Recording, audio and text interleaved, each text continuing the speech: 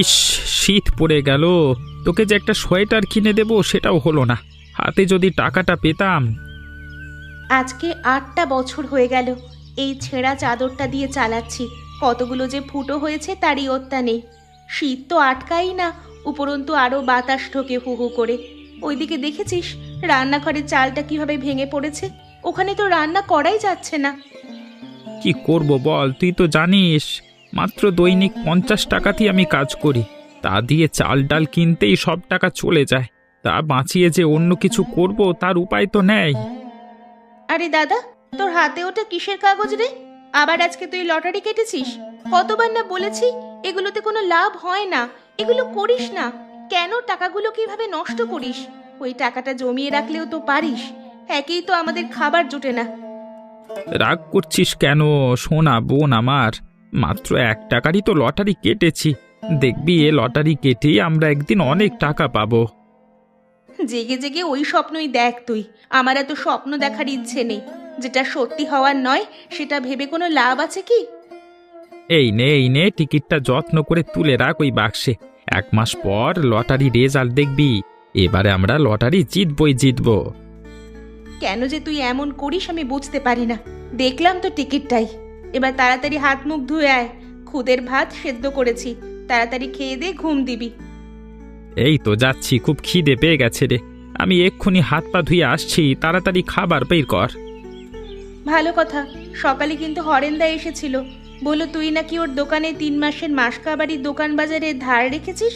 যত তাড়াতাড়ি সম্ভব মিটিয়ে দিতে বলেছে, না হলে কিন্তু আর মাল দেবে না। আবার সব মিটিয়ে দেব। একবার লটারি জিতি দেখবি না কি করি। কি যে পাগলামি শুরু করেছিস তুই জানিস। দেরি করিস না, আমারও খিদে পাচ্ছে। তাড়াতাড়ি আয়, 2 ভাই বোন মিলে খাবো।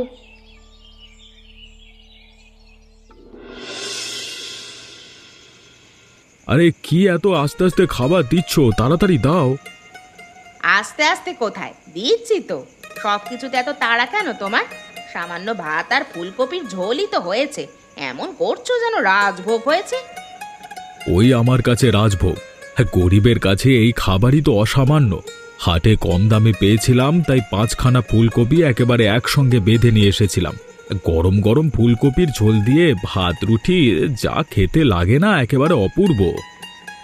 এর বেশি আর মুরদ আছে নাকি তোমার? ওই তো ওই শাক সবজি ঘাস পাতায় খাইয়ে যাচ্ছ, কোনোদিন একটু মাছ মাংস খাওয়ালে না। টাকা পয়সা হাতে এলে নিশ্চয়ই খাওয়াবো। তুই এখন তাড়াতাড়ি আমাকে খেতে দে। আর তর সইছে না আমার, গন্ধখানা খুব সুন্দর উঠেছে। খেয়ে নাও। এই তোমার ফুলকপির ঝোল আর ভাত, প্রাণ ভরে খাও। আমি বাপু এসব খাবো না। তা খাবি কেন? তুই কি আর ভালো জিনিসের স্বাদ বুঝিস নাকি? ভালো জিনিসের স্বাদ বুঝে কাজ নেই। এই নাও আর 4টি ভাত নাও, দেখি তুমি পেট ভরে খাও তো দেখি। হ্যাঁ, দে দে, আমি খাই। তবে বলে রাখছি, রাতে না খেয়ে থাকলে কিন্তু তখন মাঝরাতে উঠে রান্না করে এটা ওটা খুঁজবি না। এই তো একে তো ঘরে কিছু নেই, তার উপর জল খেয়ে শুয়ে থাকতে হবে। সে হোক, আমাকে নিয়ে তোমায় ভাবতে হবে না। তা হবে না বললে কি আর হয়? তুমি হলে আমার একমাত্র বউ। হ্যাঁ, নাও নাও নাও, একতলা ওই ফুলকপির ঝোল আর ভাত নাও, দিকে নিয়ে তোমার মুখে দিই। খাও খাও খাও। যত সব আদিক্ষেতা, দরকার নেই আমার অত ভালোবাসার। সে কি? আরে সে কি আর হয়? আমার বউটা সারা রাত না খেয়ে থাকবে, আমি আর কি করে একা একা খাই বলো? হাঁ করো দেখি, হাঁ করো। এই তো সোনা মেয়ের মতো। হে, খেয়ে নিল। খেয়ে নাও তো, এনা এনা এনা। বাহ, ভালোই তো হয়েছে তরকারিটা, খুব একটা খারাপ তো হয়নি। তোমাকে তো আমি ততক্ষণ থেকে সেই কথাই বলছি, তুমি কি আমার কথা শুনছো না? ঠিক আছে, কিন্তু এরপর যেন না দেখি এই ঘরে তুমি আর ফুলকপি তুলেছ, তাহলে কিন্তু তোমার একদিন কি আমার একদিন। সারা শীতকাল শুধু ফুলকপি আর শিম খাইয়েই ছাড়বে। আর কি বাজারে কোনো সবজি নেই নাকি? আচ্ছা ঠিক আছে ঠিক আছে, আর মেলা কাঁই কাঁই করো না তো। আর একদালা ভাত নাও দেখি, দেখি হাঁ করো।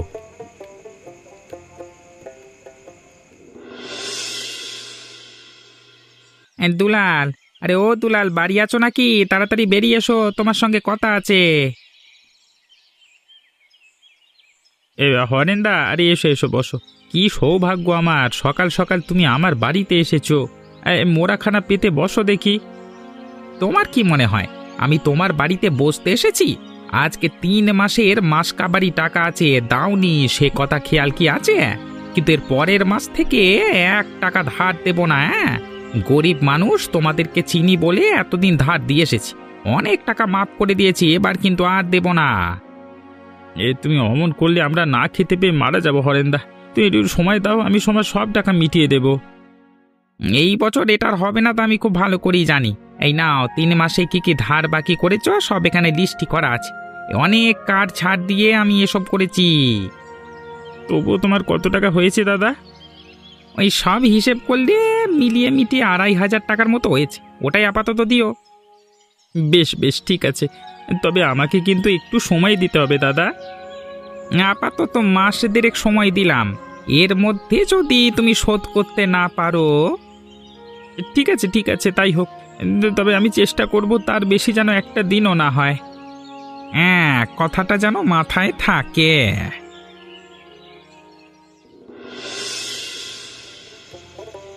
ও বউ, আরে ও বউ, কোথায় গেলে? তাড়াতাড়ি এসো, আমি বাজার নিয়ে এসেছি। পুরো রাজ্য জয় করে ফিরেছে সোনা আমার। তা কি কি বাজার করে এনেছো দেখি। আর যদি আবার ফুলকপি দেখেছি, তবে দেখবে তোমার আমি কি করি।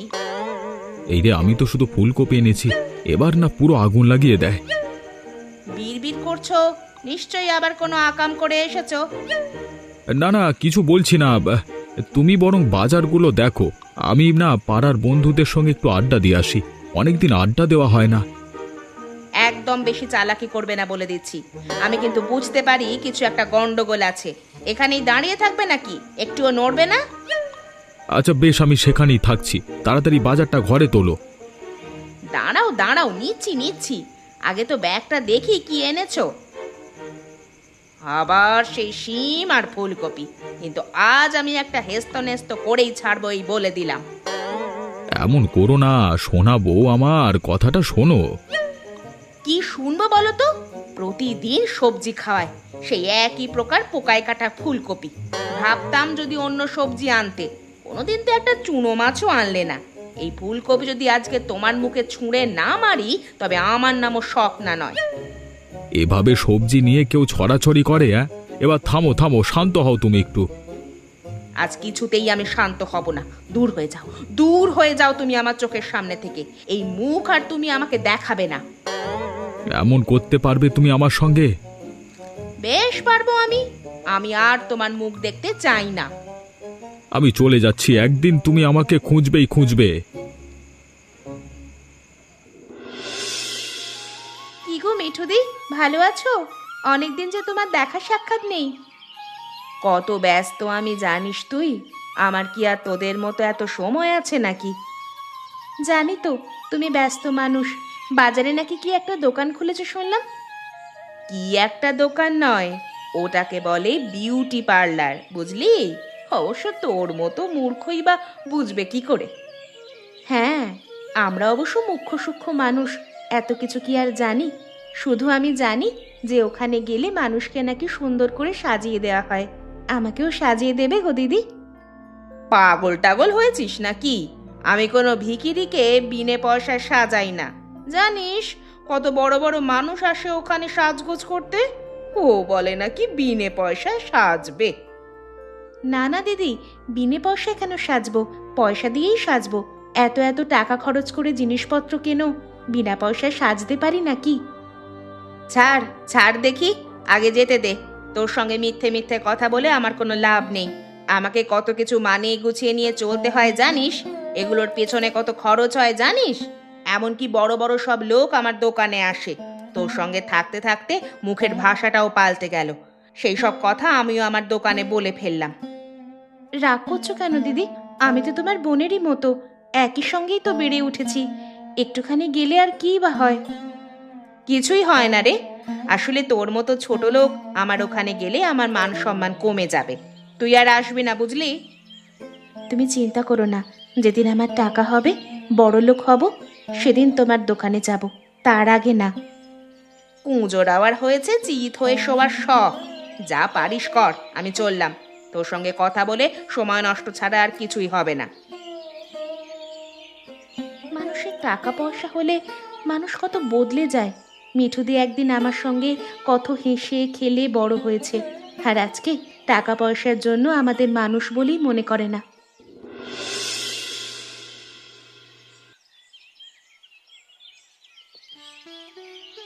হরেন্দা, আজকের খবরের কাগজটা দাও তো।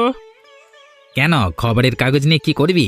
তুই আবার কবে থেকে খবরের কাগজ পড়া শুরু করলি? কোনোদিন আগে তোকে খবরের কাগজ পড়তে তো দেখিনি। তুমি এত প্রশ্ন করো না তো। আরে লটারি কেটেছিলাম, ওটারই রেজাল্ট আজকে দেখবো। ও আচ্ছা আচ্ছা, বুঝলাম। আমি তোর যে লটারি কাটার নেশা কেন এত বুঝি না। এনে কাগজ নে ধর। দাঁড়াও দাঁড়াও, এই তো পাথাই দিয়েছে।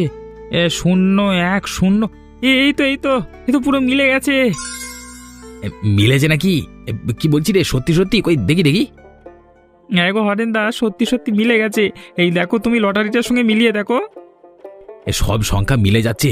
ওরে বাবা, তোর তো কপাল খুলে গেল রে। একদম 10 টাকার 10 লাখ টাকার লটারি। কি করবি রে এত টাকা নিয়ে? আগে তোমার ধার দেনা শোধ করবো হরেন্দা, বুঝলে? তুই একটা সৎ ছেলে রে, না হলে এত টাকা পাওয়ার পর কি কেউ আবার ওটুকু ধারের কথা মনে রাখে? তোর মতো ছেলে সত্যি হয় না। হঠাৎ করে এত টাকা পেয়েছিস, কোথাও শেষ করে দিস না রে। ঠিক করে বুঝে শুনে খরচ করিস, কেমন? ওপরওয়ালার আশীর্বাদে যখন টাকা পেয়ে গেছি, তখন আমি একে ঠিকভাবেই ব্যবহার করব। দেখো হরেন্দা, আমি চলি, বুঝলে? আগে বোনকে খবর দিতে হবে, ও তো খুব খুশি হবে। এতদিন পর সুখের মুখ দেখেছিস। যা যা, তাড়াতাড়ি যা। লটারি পাওয়ার ব্যাপারে যদি কোনো দরকার হয় অবশ্যই আমাকে জানাস। আমি যতটুকু পারবো সাহায্য করব। আমি এখন আসছি, বুঝলে? আজকে প্রায় 1 মাস হয়ে গেল কোথাও স্থায়ীভাবে কোনো কাজ পাচ্ছি না। কি জানি কবে যে কোথাও মাথা গোঁজবার জায়গা হবে। এইদিকে বউটা যে আমার কেমন আছে, রাগ করে চলে তো এলাম। আমার গলা পুরো শুকিয়ে যাচ্ছে, খুব খেতে ইচ্ছে করছে। যাই দেখি সামনের ঘরটায় ডেকে দেখি কেউ যদি সাড়া দেয়। ও মা, আমাদের ঘরটা দেখে মনে হচ্ছে কেউ এগিয়ে আসছে। যাই তো দেখি কে। একটু জল পাওয়া যাবে গো? আমি অনেক দূর থেকে এসেছি। নিশ্চয়ই পাওয়া যাবে, কিন্তু তোমাকে তো এখানে কখনো দেখিনি। এসো এসো। বলছি সব বলছি, আগে একটু জল খাওয়াও বোন। গলা তো পুরো শুকিয়ে যাচ্ছে। দিচ্ছি দিচ্ছি, দাঁড়াও তুমি। এখানে বসো, আমি এক্ষুনি জল এনে দিচ্ছি।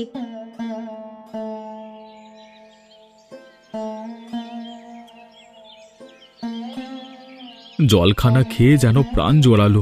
আবার সাথে সাথে বাতাসা। তোমার কাছে ঋণী হয়ে গেলাম বোন। না না দাদা, তুমি তো আমার দাদারই মতো। তাছাড়া আজ আমার খুশির দিন। আমার দাদা আজ লটারি পেয়েছে অনেক দিন পর। আমাদের দুঃখ ঘুচেছে। আজকের দিনেই না তুমি আমাদের বাড়িতে এলে। এর থেকে ভালো আর কি বা হতে পারে বলো তো? এ তো খুব ভালো খবর। তা বলো, তোমার কাছে কোনো জানাশোনা কাজ আছে? তাহলে আমি বাড়ি ছেড়ে বেরিয়ে এসেছি। কোনো কাজ না পেলে বাড়ি ফিরতে পারছি না। এর কথা তো আমি বলতে পারবো না দাদা। তবে তুমি আমার দাদাকে জিজ্ঞেস করে দেখতে পারো। দাদা জানলেও জানতে পারে। তুমি এখন আমার এখানেই থাকো। আজ থেকে তুমি এখানেই থাকবে, যতদিন না অন্য কোনো কাজ পাবে।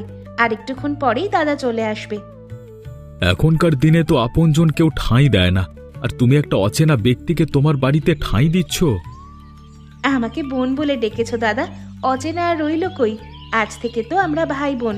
তুমি হলে আমার দাদা। গরম গরম ভাত আর ফুলকপির ঝোল করেছি। অনেকদিন পরে রাতে খেয়ে দিয়ে বিশ্রাম নেবে। আবার সেই ফুলকপির ঝোল আর ভাত? কেন দাদা, কিছু হয়েছে নাকি? কিছু না, তাই করো কেমন। চলো ঘরের ভিতরে একটু বিশ্রাম নাও। রাতে দাদা ফিরলে তোমার সব গল্প শুনবো খেতে খেতে। তাই হবে। আবার এতগুলো দিন পরে বান্ধবীর কথা মনে পড়লো। আয় ভেতরে আয়। ওভাবে বলছিস কেন রে? কত বছর আগে তুইও তো বিয়ে করে চলে গেলি, আর আমিও কাজের জন্য এদিক ওদিক ঘুরে বেড়ালাম। দেখা হয় না। একটা কাজের জন্য এদিকে এসেছিলাম, ভাবলাম সামনেই তো তোর শ্বশুর বাড়ি, ঘুরেই যাই। ভালো করেছিস। আয়, দুপুরবেলা যখন এসেছিস তোকে যে কি খেতে দেব, যা পোড়া কপাল আমার। আচ্ছা, কি হয়েছে বলতো? জানতাম তো তোর বর গরিব, কিন্তু এই রকম ছন্ন ছাড়া দশা হলো কি করে তোর সংসারে? আর বলিস না রে বান্ধবী, একদিন রাগের মাথায় লোকটাকে কি না কি বলে ফেলেছিলাম, তাতে এসে রাগ করে বাড়ি থেকে যে বেরিয়ে গেল, এখনো ফিরল না। ভালোই হয়েছে, আপদ বিদায় হয়েছে। এসব কথা বলিস না বান্ধবী, যতই হোক ও তো আমার স্বামী। ও চলে যাওয়ার পর থেকে আমার যা অবস্থা হয়েছে তা আমি নিজেই বুঝেছি। বান্ধবী, ওইসব ভেবে না লাভ নেই। এখন আমার মতো জীবন বেছে নে। দেখ আমি কি সুন্দর উপার্জন করছি, একা আছি, খাচ্ছি, কেউ কিছু বলতেও পারছে না। উপার্জন করা ঠিক আছে বান্ধবী, কিন্তু আমার মাথার ওপর যে বট গাছের ছায়া ছিল সেটা যে আর নেই। আমি যে কতটা অসহায় তা তোকে আমি বলে বোঝাতে পারবো না। বোঝাতে পারবো না কি রে? তুই এখনো সেই পুরনো ধ্যান ধারণা নিয়েই পড়ে আছিস। আমাকে বোঝানোর দরকারও নেই রে, আমি এখানেই ভালো আছি। শুধু মানুষটা ভালোয় ভালোয় ফিরে এলেই হলো। যা ভালো বুঝিস তাই কর। আমাকে তো অনেকটা পথ আবার যেতে হবে, ট্রেনের সময় হয়ে যাচ্ছে। আমি চলে গেলাম, তুই তো আর আমার কথা শুনবি না। তুমি কোথায় আছো গো?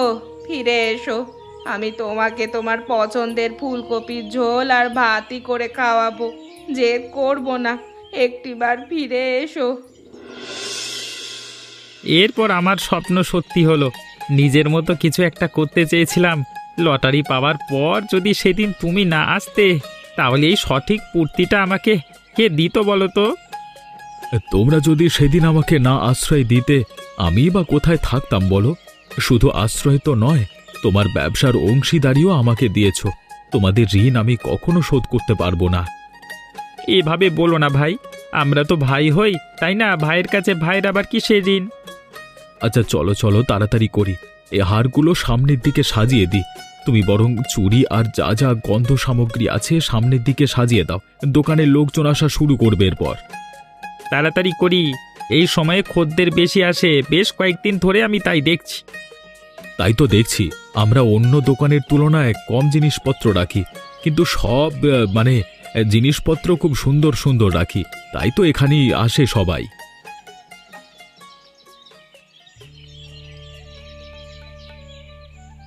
এই দুলাল, আমাকে একটা ভালো শ্যাম্পু দে দেখি। এগুলো মিলিয়ে মিশিয়ে সব জিনিসপত্র দে, তো বেশি দাম নিবি না কিন্তু।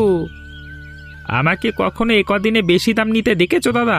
বৌদির মনের পছন্দের সব জিনিস ফর্দ মিলিয়ে দিচ্ছি, আর সব দাম একদম ঠিক করে নেব। আর নাও তোমার শ্যাম্পু।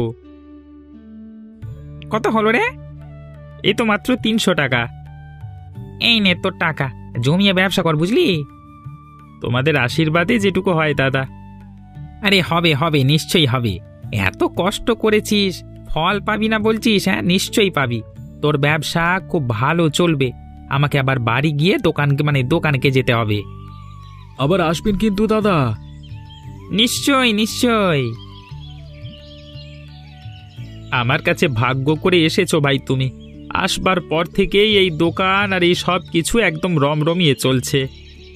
তোমরা আমার নতুন জীবন দিয়েছ, তোমাদের জন্য এটুকু করব না তো কাদের জন্য করব? আর কিছুদিন পর কিন্তু আমি তোমাকে আর বোনকে আমার বাড়ি নিয়ে যাব। রবিবার আমরা সদল বলে তোমার বাড়ি যাচ্ছি, কেমন? কোনো আপত্তি নেই তো? একদমই না। কিরে রিনা, শুনলাম তোরা নাকি বাজারে নতুন মণিহারির দোকান কি খুলেছিস? তোর দোকানে যদি কোনো প্রোডাক্ট বিক্রি করি নিবি তো? আমাকে কিন্তু ন্যায্য মূল্য দিতে হবে।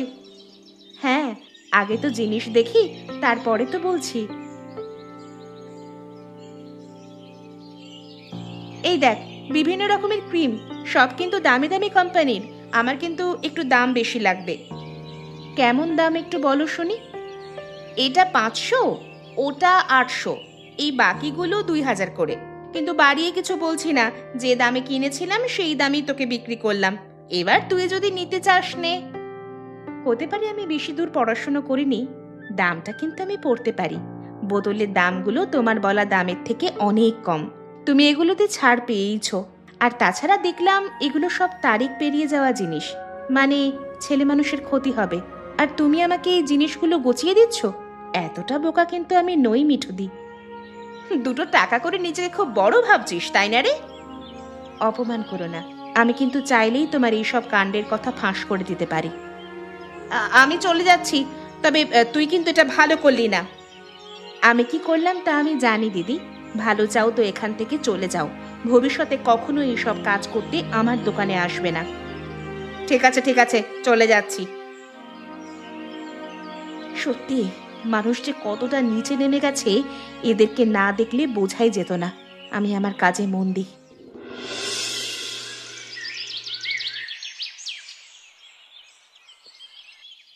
বউকে ডাকি, তোমরা এখানে দাঁড়াও।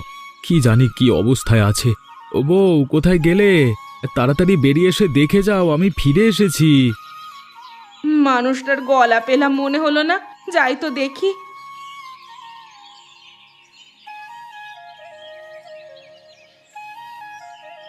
বেরিয়ে এসে দেখো কতজন এসেছে তোমার সঙ্গে দেখা করতে। ওগো ওগো, তুমি কোথায় ছেড়ে চলে গিয়েছিলে গো? আমি রাগের মাথায় কি না কি বলেছি, তাই ধরে কি বসে থাকতে হয়? এবার থেকে রোজ আমি তোমায় গরম গরম ফুলকপি রেঁধে দেব, আর আমাকে ছেড়ে যেও না গো। বৌদি, শুধু দাদাকে ফুলকপির ঝোল আর ভাত খাওয়ালে হবে? আমাদেরকে খাওয়াবে না? এনারা কারা গো? এনাদের তো ঠিক চিনলাম না। আমাদের বিপদের দিনের সাথী এরাই আশ্রয় দিয়েছিল বলে আজকে তোমার স্বামী নিজের চেষ্টায় 2 পয়সা রোজগার করে। শহরে আমাদের বাড়ি গাড়ি সব আছে। তাই নাকি? এনারা যে আমার পরম আত্মীয়, পরম আপনজন। ভেতরে আসেন, বাইরে দাঁড়িয়ে থাকলে হবে? আর এই যে আমার ননদিনী, আপনিও ভেতরে আসুন। ভেতরে শুধু নিয়ে গেলে হবে না বৌদি, শুনেছি তোমার হাতের রান্না নাকি অপূর্ব। আজকে তো রেঁধে সব খাওয়াতে হবে।